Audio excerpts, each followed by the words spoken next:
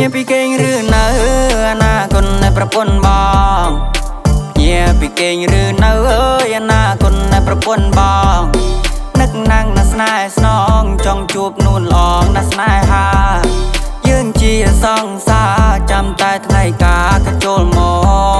កថាញាពីគេងឬនៅអនាគតនៃប្រពន្ធបងញាពីគេងឬនៅអនាគតនៃប្រពន្ធបងរៀបចំខ្លួនមកចាំបងនំទៅផឹកកាហ្វេម៉ាច់ឆាឬឡាតេតាមចិត្តមាសមេដែលនាងចង់ញ៉ាំអូ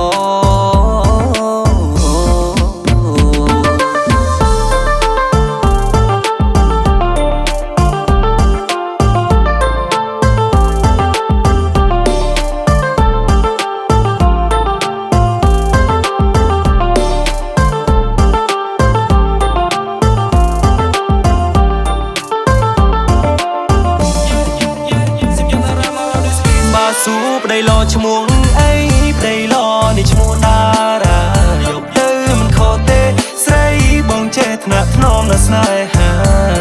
បាំងចិនលើនាងព្រោះនាងល្អដូចផ្កាសមរូបសមរៀងឯសូសៀងនិសារិកាបងធ្លាប់ខូចទៅជលហើយសង្សារបងហើយកុំភ័យឆាប់នេះយើងរៀបការអនាគតបងគឺជាប្តីលាឲ្យភាពនៅលាវមកធ្វើជាស្ទីលតន្ត្រីខិតខំរកប្រាក់មកទិញផ្ទះទិញឡានថ្មីខ្ញុំចិត្តតែធ្វើមិនចិត្តតែថាខ្ញុំធ្វើឲ្យមើលថាដោយខ្លួនណៃមិនចាំគេកត់ដូចគល់ឈើសុកចិត្តក្រតែមិនក្រពោះសអើដើម្បីគេយកផ្លុងថ្ងៃមនុស្សគេយកទង្វើអូណាស់ហើយយើងបដូរមករឿងយើងវិញក្តីស្នេហ៍កំពុងពេញចង់បានកូនមិញមកធ្វើជាគូអូណាស់ហើយយើងបដូរមករឿងយើងវិញបេះដូងកំពុងពេញចង់បានកូនមិញមកធ្វើជាគូញាពីគេងឬនៅអនាគតនៃប្រពន្ធបងញាពីគេងឬនៅអនាគតនៃប្រពន្ធបងនឹកណាំងណាស្នេហ៍ស្នងចង់ជួបនួនល្អណាស្នេហា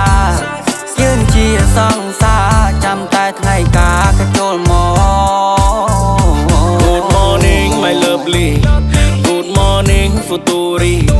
អនាគតប្រពន្ធបងឆាប់ជាងយាត្រាមហានីអូនថាបងខូចមែនខូចភ្នែកមិនណាស់មិនស្រីផ្សេងបើក្រៅពីអូនមកឃើញព្រាលដូចជាប់មន្តអាគមពីព្រឹកព្រេង